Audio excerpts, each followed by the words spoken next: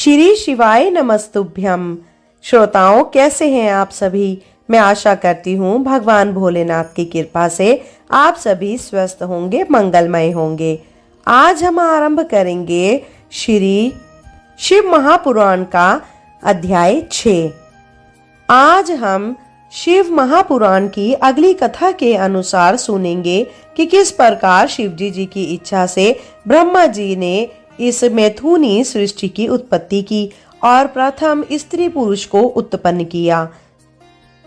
भगवान सदाशिव से शक्ति प्राप्त कर ब्रह्मा जी ने एक पुरुष तथा एक स्त्री को अपने आधे आधे शरीर से उत्पन्न किया। उस पुरुष का नाम स्वयंभू मनु तथा स्त्री का नाम शतरूपा हुआ। शतरूपा ने तपस्या द्वारा मनु को पति रूप में प्राप्त किया। फिर वे दोनों ब्रह्मा जी के पास आकर बोले, हे पिता, आप हमें कुछ आज्ञा दीजिए। तब ब्रह्मा जी ने अत्यंत प्रसन्न होकर उन्हें आज्ञा दी कि तुम सर्वप्रथम भगवान सदाशिव का पूजन करो, तदुपरांत उनसे आज्ञा पाकर सृष्टि उत्पन्न करने का कार्य करो। ब्रह्मा जी की आज्ञा स्वीकार कर उन्होंने ऐसी तपस्या की कि भगवान शिव ने प्रसन्न होकर उन्हें अपने दर्शन दिए और वरदान मांगने को कहा। उस समय मनु ने उनकी स्तुति करते हुए कहा, हे प्रभु, अपने मन की इच्छा को आपके सामने प्रकट करना मूर्खता होगी, अतः आप हमारे लिए जो उचित समझे वह करें। यह सुनकर शिवजी जी प्रसन्न होकर बोले, मनु, तुम सृष्टि को उत्पन्न करो। उस सृष्टि कार्य में तुम्हें कोई कष्ट ना होगा।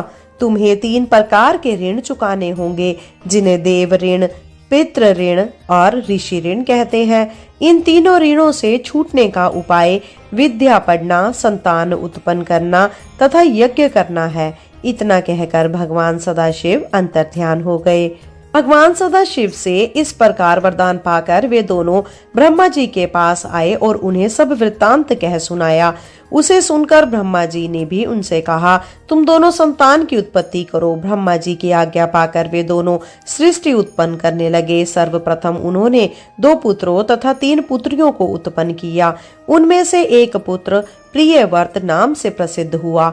उसने गृहस्थ आश्रम में प्रवेश कर श्रेष्ठ धर्म का पालन किया। उसकी संतान भी अत्यंत शीलवान हुई। आगे चलकर उसी के वंश में भगवान श्री कृष्ण ने अवतार लिया। मनु के दूसरे पुत्र का नाम उतानपाद था। उसके वंश में ध्रुव के समान योगी भक्त का जन्म हुआ। मनु की पहली पुत्री का नाम अनुमति था। उसका विवाह ब्रह्मा जी के पुत्र रुचि नामक मुनि के साथ हुआ। उनके द्वारा यज्ञ तथा दीक्षा नामक 2 संतानों की उत्पत्ति हुई। मनु की दूसरी पुत्री का नाम देवहूति था। उसका विवाह कंदर्म मुनि के साथ हुआ। उसके गर्भ से भगवान कपिल देव ने जन्म लिया। इसके अलावा कंदर्म मुनि की 9 कन्याएं हुई और जो ऋषियों से ब्याही गई। मनु की तीसरी पुत्री का नाम प्रसूति था। उसका विवाह दक्ष के साथ हुआ। उन दोनों से 60 कन्याएं उत्पन्न हुई। उनमें से 10 कन्याओं का विवाह दक्ष ने धर्मराज के साथ कर दिया। 27 कन्याओं का चंद्रमा तथा 13 कन्याओं का विवाह कश्यप के साथ। 4 कन्याएं ताकस्य एवं भूत अंगिरस तथा कृशाश्व को 2-2 कन्याएं ब्याह दी। उन सब से बहुत अधिक संतानों की उत्पत्ति हुई। उसी के कुल में ब्रह्मा, विष्णु और शिव जी ने जन्म लिया।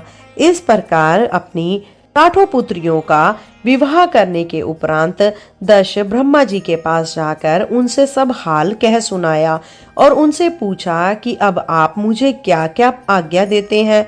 दक्ष की बात सुनकर ब्रह्मा जी ने उसकी प्रशंसा करते हुए कहा, शे पुत्र, अब तुम कोई ऐसा उपाय करो जिससे तुम्हारी एक पुत्री का विवाह शिवजी जी के साथ हो सके। ऐसा करने से तुम्हारा जीवन सफल हो जाएगा। ब्रह्मा जी की आज्ञा सुनकर दक्ष कठिन तपस्या करने चला गया। उस तपस्या के प्रभाव से आदि शक्ति जगदम्बा ने दक्ष के घर अवतार ग्रहण किया। यह अध्याय यहीं समाप्त होता है। बोलिए भोलेनाथ की जय। आइए श्रोताओं, अब श्रवण करते हैं श्री शिव महापुराण का अध्याय 7। शिव पुराण के अनुसार जानेंगे कि कहा रहते हैं ब्रह्मा, विष्णु, महेश, माँ जगदम्बे तथा अन्य देवी देवता, तथा कैसे हैं उनके लोक। ब्रह्मा जी के लोक का नाम है सत्यलोक। इसके ऊपर विष्णु जी तथा शिव जी का लोक है, जिन्हें वेद और पुराण परम धाम कहकर पुकारते हैं। सत्यलोक के ऊपर है बैकुंठ, जहाँ विष्णु जी रहते हैं। वह 16 करोड़ योजन की परिधि में चौकोर बसा हुआ है। उसमें रत्नों से भरे हुए स्वर्ण मंदिर, बाग, उपवन तथा कुएं आदि सर्वत्र सुशोभित हैं। इसको स्वर्गलोक भी कहा जाता है। स्वर्गलोक से भी ऊपर है स्वामी कार्तिकेय लोक। वह 64 योजन की परिधि में चौकोर बसा हुआ है। उस लोक के सभी घर रत्नों से भरे हुए हैं। उस लोक के स्वामी कार्तिकेय हैं, जिन्होंने तारकासुर का वध कर देवताओं को आनंद प्रदान किया था। वे भगवान शिव के पुत्र होकर उन्हीं के पद पर विराजमान है। उसके ऊपर है शक्ति लोक। वहाँ संपूर्ण सृष्टि की माता जगदम्बा निवास करती हैं। वहाँ इंद्र आदि देवता जग माता की सेवा करते हुए उनके चरणों का ध्यान धरते रहते हैं। हमें यह जान लेना चाहिए कि इस सृष्टि के संपूर्ण प्राणी उन आदि शक्ति की कृपा से ही ठहरे हुए हैं। वे जगदम्बा भगवान शिव की अर्धांगिनी हैं। उन्हीं के अंश से ब्रह्मा जी की पत्नी ब्रह्माणी, विष्णु जी की अर्धांगिनी लक्ष्मी जी एवं स्वाहा, स्वधा, सीधा, विश्वा तथा इंद्राणी की उत्पत्ति हुई है।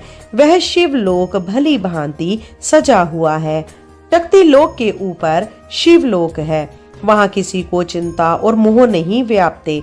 जिस स्थान के ऊपर भगवान सदाशिव का सिंहासन है, वह स्थान परम मनोहर है। शिव जी के बैठने का सिंहासन रत्नों से जड़ा हुआ है। उसके पास ही शिव जी तथा भगवती आदि शक्ति के अनेक निवास एवं विहार स्थल बने हुए हैं। इस शिवलोक का विस्तार 256 करोड़ योजन है। इस लोक की बीचों बीच अत्यंत सुंदर, पवित्र तथा सभी प्रकार की चिंताओं को नष्ट करने वाला भूत भावन का मुख्य निवास स्थल बना हुआ है। उन त्रिशूल पाणी शिव जी द्वारा ही ब्रह्मा, विष्णु और रुद्र की उत्पत्ति हुई है। वे ही सबके स्वामी, स्वाधीन तथा एक रूप है। उसी शिवलोक में शिव जी की श्रेष्ठ गौशाला बनी हुई है, जिसे गोलोक कहकर पुकारा जाता है। उसके स्वामी श्री कृष्ण तथा राधिका जी हैं। जहाँ भी शिव जी निवास करते हैं, उसके पास एक गोलोक अवश्य ही होता है। यह अध्याय यहीं समाप्त होता है। बोलिए भोलेनाथ की जय। आइए श्रोताओं, अब श्रवण करते हैं श्री शिव महापुराण का अध्याय 8। एक पापी, जुआरी तथा चोर पर कैसे शिव जी ने दया की और उसे राजा बना दिया, और उसने कैसे शिवलोक प्राप्त किया तथा शिवलोक शिव जी को कितनी प्रिय है, ये जानेंगे हम आज की इस कथा में। पाप नाशिनी गंगा के तट पर पापों को हरने वाला कपिल मुनि का पवित्र आश्रम था। उसी स्थान पर यज्ञदत्त नाम के एक ब्राह्मण का जन्म हुआ। यज्ञदत्त यज्ञ शास्त्र में बहुत ही योग्य था। उसको वहां के राजा ने बहुत सा धन दिया। वह वाग्मी, शुद्ध हृदय, शीलवान, वेदों में निपुण, परम उपकारी, उदार तथा शिव जी का परम भक्त था। उसकी स्त्री अत्यंत पवित्र, पतिव्रता, गृह कार्य में निपुण तथा अच्छे कार्य को करने वाली थी। कुछ समय पश्चात उसके एक पुत्र उत्पन्न हुआ। उसका नाम उन्होंने गुणनिधि रखा। गुणनिधि ने थोड़े ही दिनों में अनेक विद्याएं सीख ली, परंतु कुछ दिनों के पश्चात वह कुल की रीति छोड़कर बुरी रीति पर चढ़ने लगा और उसने बुरे मनुष्यों की संगति की। उसी के फलस्वरूप उसकी बुद्धि भ्रष्ट हो गई, क्योंकि अच्छे बुरे कर्मों पर संगति का प्रभाव अवश्य पड़ता है। गुणनिधि उस अज्ञान अवस्था में बुरे लोगों के संपर्क में आया जाया करता था। धीरे धीरे उसके सब धर्म नष्ट होने लगे। वह वेदों के विपरीत कर्म करने लगा। वह बड़ा छली और जुआरी हो गया। उसकी माता उसको नित्य भले उपदेश दिया करती, परंतु वह अपने पिता के निकट कभी भी ना जाता। जिस समय उसकी माता गृह कार्य में संलग्न रहती, वह घर की चीजें चुरा कर ले जाता। एक बार उसके पिता ने पूछा, गुणनिधि कहाँ है? तब माता ने उत्तर दिया कि वह स्नान, पूजन तथा भोजन आदि से निवृत्त होकर अपने मित्रों के साथ पाठशाला चला गया। इस प्रकार उसकी माता ने उसके पिता से उसके अवगुणों को छुपाया। जब भी गुणनिधि का पिता अपनी पत्नी से पुत्र के विषय में पूछता, वह इसी प्रकार टाल दिया करती थी।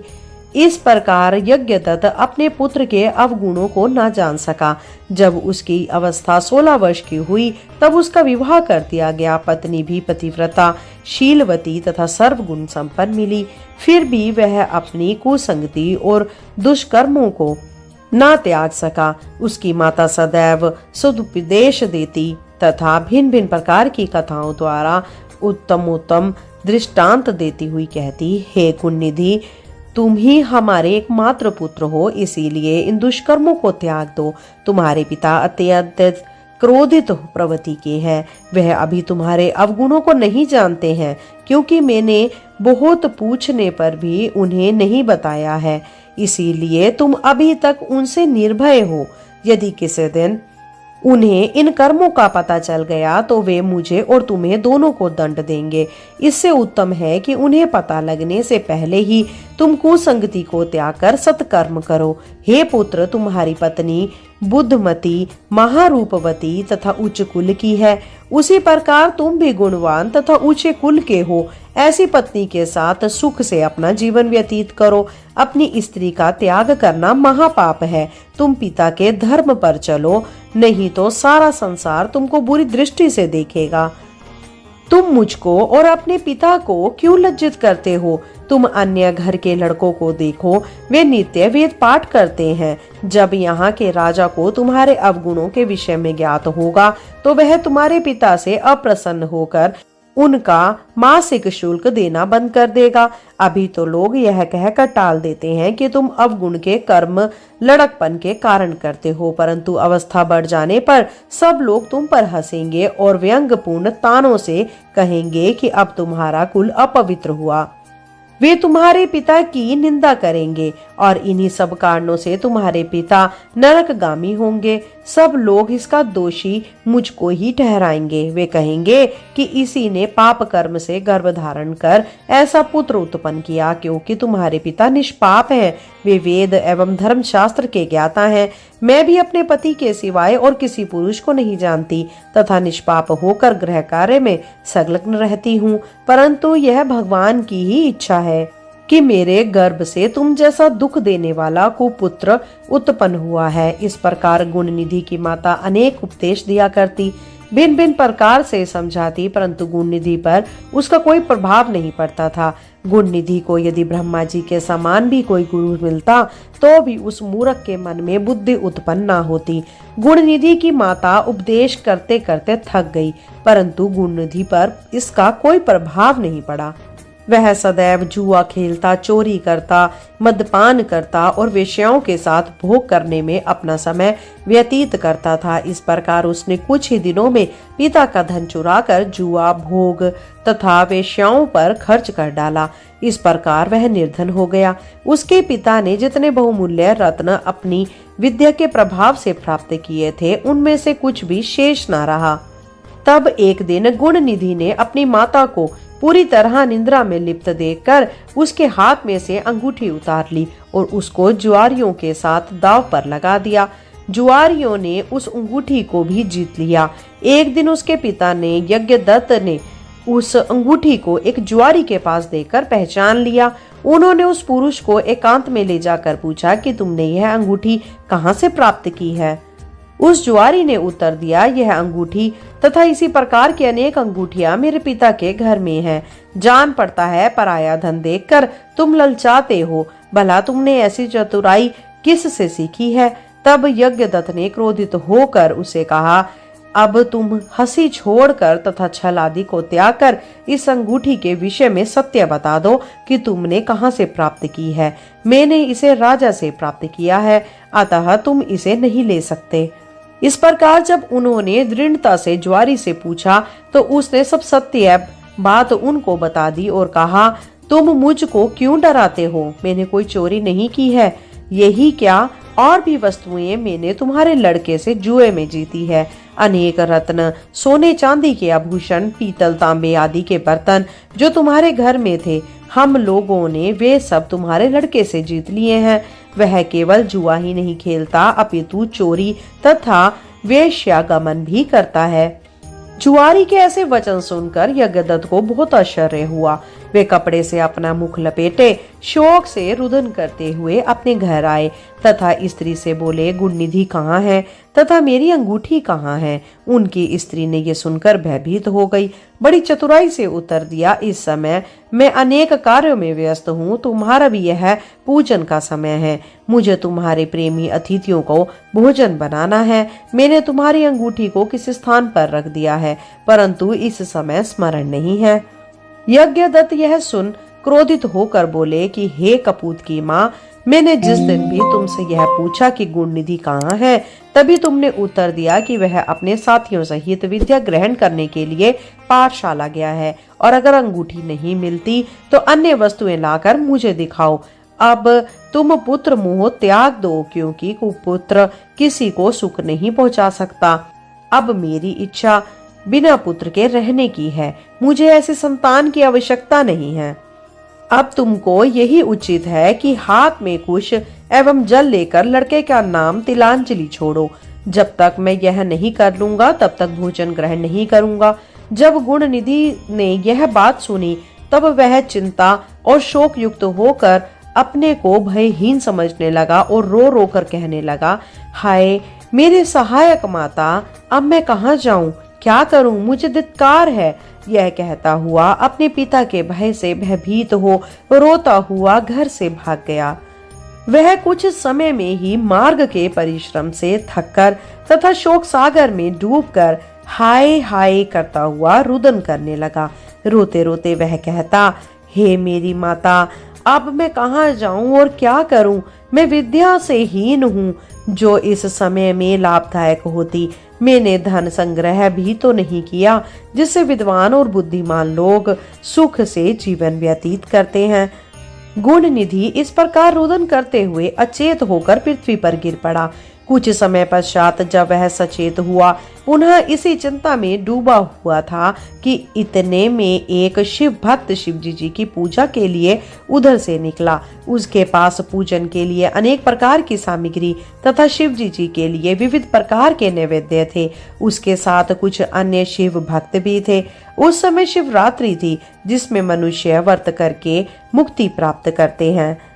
यह शिवरात्रि सब व्रतों में श्रेष्ठ, अत्यंत सुखदायक, स्वयं शिवजी जी को अति प्रिय है। मूर्ख भी इस व्रत को करके अपने मनोरथ सिद्ध कर चुके हैं। ऐसे परम शिवरात्रि व्रत को रखे हुए वे मनुष्य शिवालय में चले गए।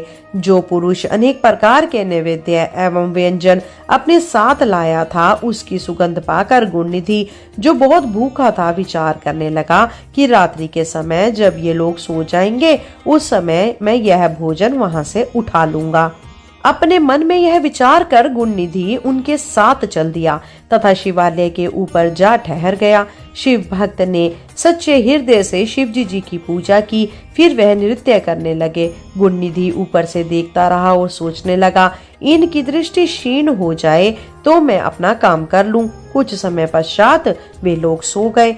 तब उन्हें निद्रावस्था में देखकर गुणनिधि शीघ्र ही शिवालय में जाकर धीरे धीरे दबे पांव नैवेद्य के पास जा पहुंचा। अंधेरा होने के कारण उसने प्रकाश के निमित्त धीरे से अपना वस्त्र फाड़ कर बत्ती बनाई और उसको जलाया, और फिर उसके प्रकाश में सब व्यंजन उठा लिए तथा उन्हें लेकर वहां से वह प्रसन्नता पूर्वक शीघ्र ही बाहर निकल गया। परंतु चलते समय उसका एक पैर लेटे हुए किसी शिव भक्त को लग गया, जिससे वह उसी क्षण उठकर चिल्लाया और कहने लगा कि यह कौन चोर भागा जाता है, इसे पकड़ो, इसे पकड़ो। नगर के रक्षक उस आवाज को सुनकर वहां आ गए तथा गुणनिधि को लक्ष्य कर बाण छोड़ दिया, जिससे आहत हो गुणनिधि पृथ्वी पर गिर पड़ा। क्षण भर में उसकी वही मृत्यु हो गई। अस्तु, तब यमदूत वहां पहुंचकर भयंकर अस्त्र गुणनिधि को दिखाकर उसे पापी जानकर बांधने लगे। परंतु उसी समय शिवजी जी ने अपने गणों से कहा, यद्यपि गुणनिधि ने अनेक पाप किए हैं, परंतु वह शिवरात्रि का व्रत रखकर ना तो रात्रि भर सोया और ना उसने हमारा निर्माल्य ही खाया है। इस समय यमदूत उसे बांध रहे हैं, अतः मेरा आदेश है कि तुम यमदूतों से गुण निधि को मुक्त करके मेरे लोक ले आओ, क्योंकि मैंने उसे अपना लिया है। अब वह नरकगामी ना होगा। मुझको शिवरात्रि व्रत अत्यंत प्रिय है। अस्तु, अब गुण निधि कलिंग देश का राजा होकर मेरा परम भक्त होगा। शिवजी जी के आदेश से उनके गण गुण निधि के पास जा पहुंचे और उन्होंने यमराज के गणों से शिवजी जी की आज्ञा कह सुनाई। तब यमदूत बोले, तुम्हारी आज्ञा उचित है, परंतु इसके पापों का विचार ना करके तुम इसे क्यों छुड़ा रहे हो? हम इसकी मूर्खता को कहाँ तक कहें? इसने अपने कुल की रीतियों को त्यागा तथा वेद का अपमान किया है। सबसे बड़ा पाप तो इसने किया है वह यह है कि शिव निर्माल्य चोरी करके भागा और खाने लगा। तुम यह भली भांति जानते होंगे कि शिव निर्माल्य ग्रहण करता है, उसको ऊपर से लांघता है तथा किसी को देता है, वह नरकगामी होता है। शिव जी पर चढ़ी वस्तु खाने की अपेक्षा विष पीना कहीं अच्छा है। यमदूतों की बात सुनकर शिवगणों ने उन्हें उत्तर दिया, यह ब्राह्मण निष्पाप हो चुका है। सबसे बड़ा धर्म इसने जो किया है वह ये है कि इसने शिव मंदिर में जाकर अपना वस्त्र फाड़कर उससे दिया जलाकर प्रकाश किया। दूसरा बड़ा धर्म, इसने शिवरात्रि को व्रत रखकर रात्रि भर जागरण किया, शिवजी जी का पूजन देखता रहा और उनके नाम का श्रवण करता रहा। यह कहकर शिवजी जी के गण गुण निधि को मुक्त कराकर अदृश्य हो गए। शिवजी जी के गणों से ऐसे वचन सुनकर यमदूत यम के पास जाकर उन्हें सब हाल कह दिया। इसे सुनकर यम को भी आश्चर्य हुआ। फिर यम ने शिवजी जी को दंडवत कर अपने गणों को आदेश दिया कि जो भी मनुष्य देह में भस्म लगाए हो, रुद्राक्ष धारण किए हो, शिवलिंग का पूजन करता हो तथा आराधना में डूबा हुआ हो तथा उसका शिवजी जी से किसी भी प्रकार का संबंध हो, तुम उसको मुक्त कर देना और कोई कष्ट मत देना। गुण निधि विमान पर आरूढ़ हो शिवलोक को चला गया। बहुत समय तक स्वर्ग में अनेक प्रकार के सुख भोग कर वह कलिंग देश का राजा हुआ तथा कंदर्म नाम से प्रसिद्ध शिव भक्त हुआ। उसे पूर्व जन्म का स्मरण था, इसीलिए वह समस्त शिवालयों में दीप दान करने लगा। उसने प्रति एक मंडलेश्वर को आदेश दिया कि जितने भी शिवालय हो वहां दीपक जलाया जाए। वह स्वयं भी बड़े हर्ष के साथ दीप दान करता रहा। जब उसकी मृत्यु हुई तब उस पुण्य से वह शिवलोक को प्राप्त हुआ।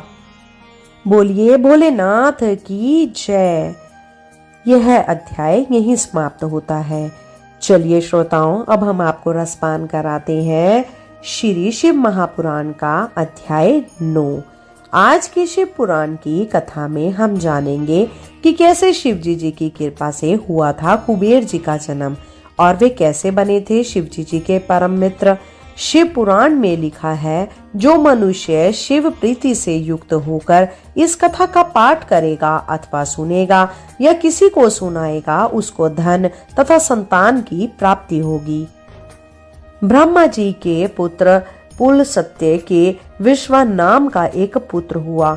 वृषभ की 3 स्त्रियां थी, वे तीनों ही विष्णु जी तथा शिव जी की भक्त थी।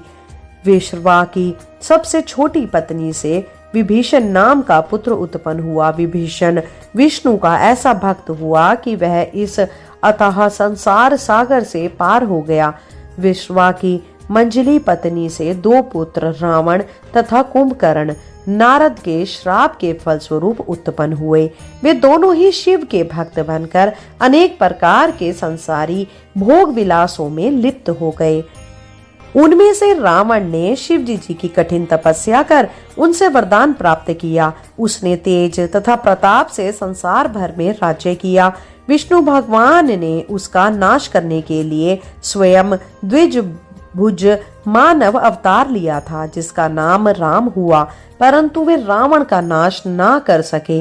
तब उन्होंने शिव जी की आराधना कर अपने कठिन तप से उनको प्रसन्न किया और शिव के अवतार अर्थात श्री हनुमान जी को साथ लेकर वानरों की सहायता से रावण वध किया तथा उसके वंश को ही मिटा डाला। विश्रवा की सबसे बड़ी पत्नी का नाम शक्तिला था। उसके उदर से गुण निधि का जन्म हुआ था जिसका वर्णन पहले किया जा चुका है।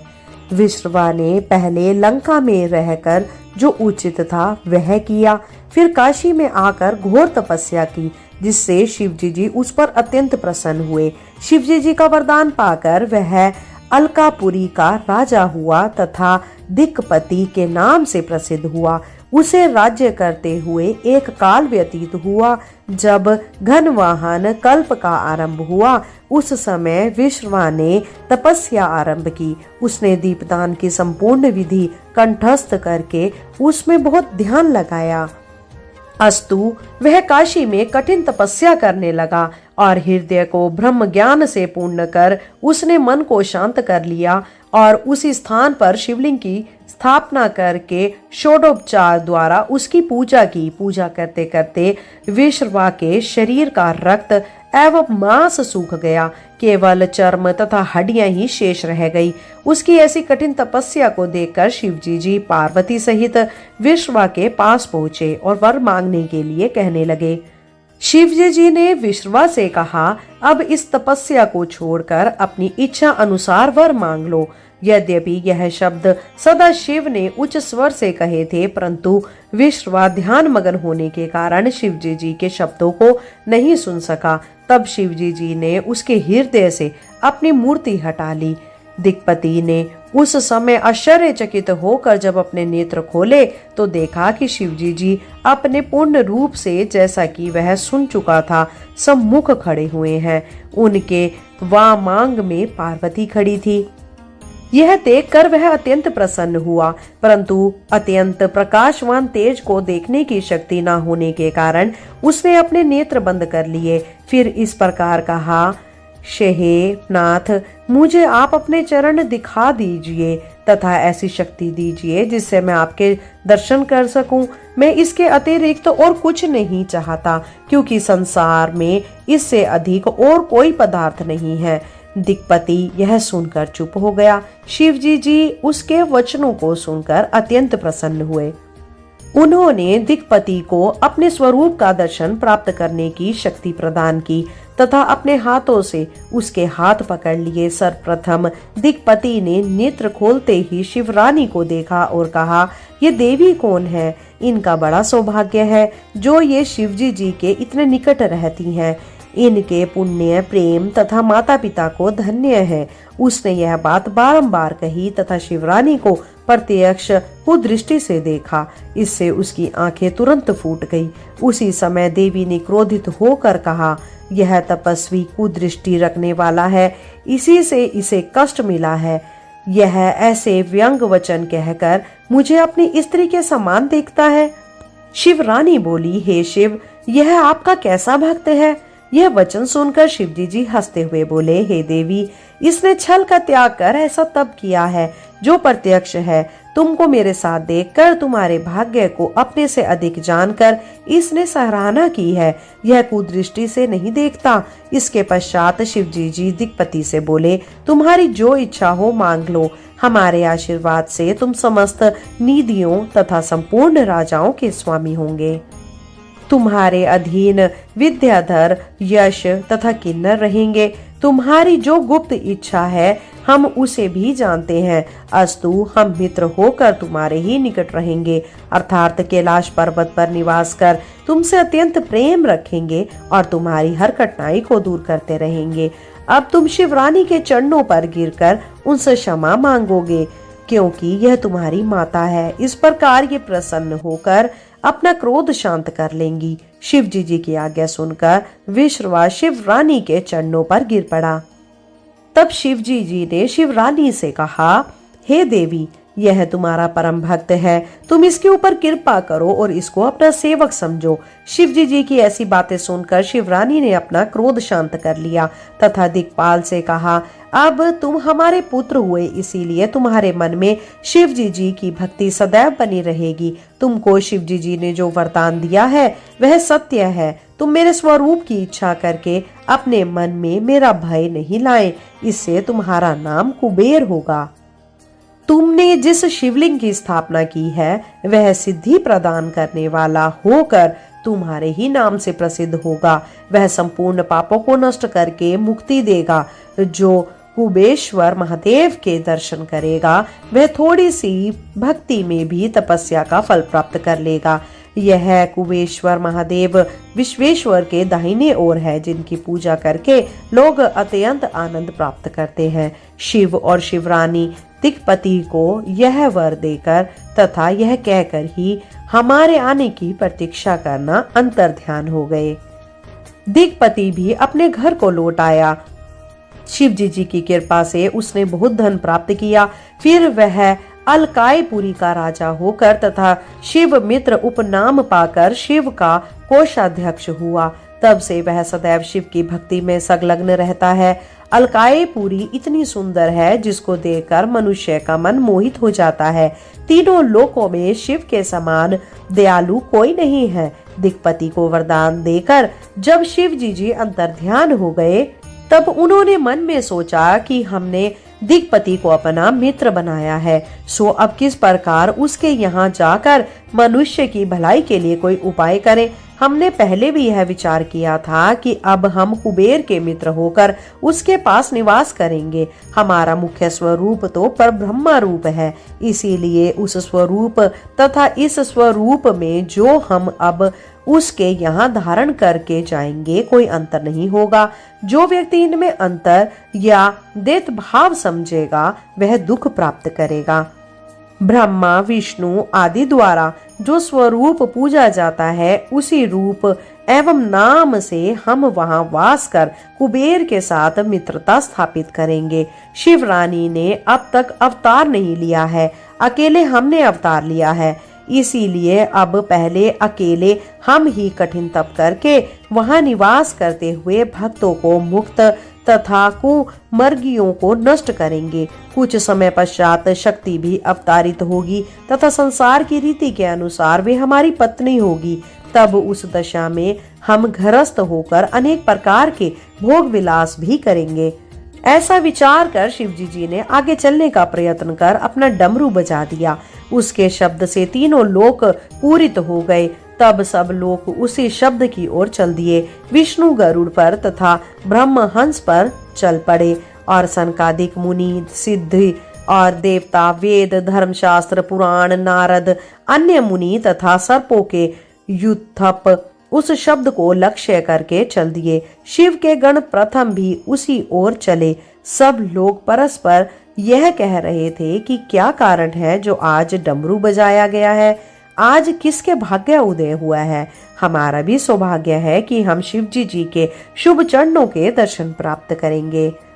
सब लोग इसी प्रकार की बातें करते हुए शिवजी जी के पास जा पहुंचे और उन्हें दंडवत प्रणाम करने के पश्चात हाथ जोड़कर स्तुति करने लगे। शिवजी जी ने अत्यंत प्रसन्न हो विष्णु का हाथ पकड़कर उन्हें अपनी बाईं ओर बैठा लिया तथा दाहिनी और ब्रह्मा को स्थान दिया। उन्होंने हाथ के संकेत से सूर्य का आदर किया तथा उन मुनियों को जो अमर हैं देखकर अत्यंत प्रसन्नता व्यक्त की। शिवगण शिवजी जी की इच्छा समझकर स्वयं ही अपने अपने स्थान पर बैठ गए। इस प्रकार वहां बहुत से लोग एकत्रित हो गए तथा उत्सव का आयोजन हुआ। फिर शिवजी जी ने कुबेर का मनोरथ पूरा करने के लिए कैलाश जाने का उद्योग किया। उस समय सब देवता तथा गण भी उनके साथ चलने की इच्छा से उठ खड़े हुए। उस समय चारों ओर से जय जयकार का शब्द होने लगा। तदुपरांत शिवजी जी अपने बैल पर सवार हो गए। उनके दाहिने तथा बाईं ओर ब्रह्मा जी तथा विष्णु हंस एवं गरुड़ पर चढ़कर साथ साथ चले। इंद्र ऐरावत हाथी पर चढ़े थे तथा समस्त देवता एवं मुनि अपने अपने वाहनों पर बैठकर चल रहे थे। सबके हृदय में शिव की मूर्ति स्थिर थी। प्रत्येक व्यक्ति अत्यंत हर्ष से भरकर अपने अपने वाहन पर चला जा रहा था। शिव जी बहुत धीरे धीरे चलते थे, जिससे कि किसी को कष्ट ना हो। जिस जिस देश में शिव जी आते थे वहां उनको भेंट दी जाती थी। इसी प्रकार चलते चलते शिव जी अलकापुरी के निकट जा पहुंचे तथा निधिनाथ कुबेर की विनती मानकर वहीं वास करने लगे।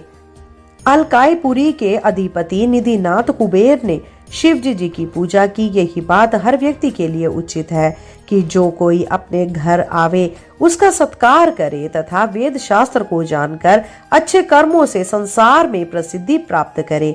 फिर शिव जी ने सिंहासन पर विराजमान हो तुरंत ही विश्वकर्मा को कैलाश पर्वत को अत्यंत सुंदर बनाने का आदेश दिया। उन्होंने आज्ञा दी कि प्रत्येक गण तथा सुर मुनि लोगों के लिए भी सुंदर सुंदर मंदिरों की स्थापना की जाए। विश्वकर्मा शिव जी का यह आदेश सुनकर अत्यंत प्रसन्न हो कैलाश पर्वत पर मंदिरों को बनाने में प्रवृत्त हुए। उन्होंने एक बहुत सुंदर तथा विचित्र स्थल का निर्माण किया। बीच में एक मुख्य स्थान शिव जी के लिए निर्मित किया गया। इसके पश्चात उन्होंने शिव जी से आकर प्रार्थना की कि वह मंदिर बनकर तैयार है, अब और जो कुछ आज्ञा हो उसका पालन करूं। यह सुनकर शिव जी अत्यंत प्रसन्न हुए।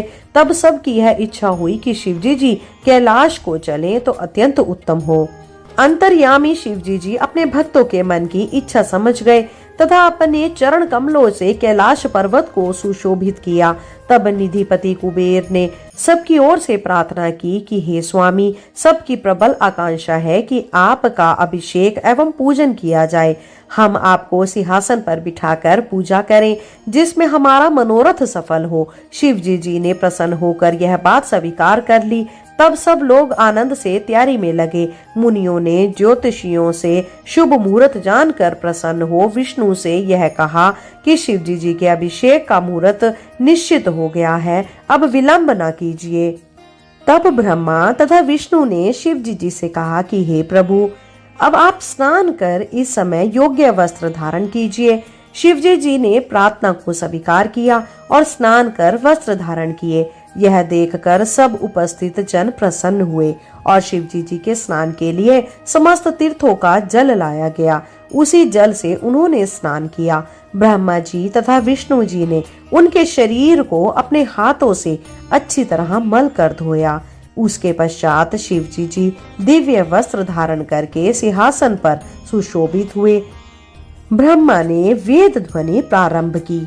सर्वप्रथम विष्णु जी ने मंत्र पढ़कर शिव जी की पूजा की तथा लक्ष्मी जी सहित बड़ी भक्ति के साथ बार बार आरती उतारी। समस्त गंधर्व अपनी प्रिय स्वर तथा मधुर वाणी में मनोहर गीत गाने लगे। समस्त देवताओं ने शिव जी की पूजा की। सब लोगों ने अत्यंत आनंद के साथ वह उत्सव मनाया। सबसे पहले विष्णु जी ने दोनों हाथ जोड़कर स्तुति करते हुए कहा, हे ईश्वर, आपकी स्तुति वेद भी नहीं कर सकते।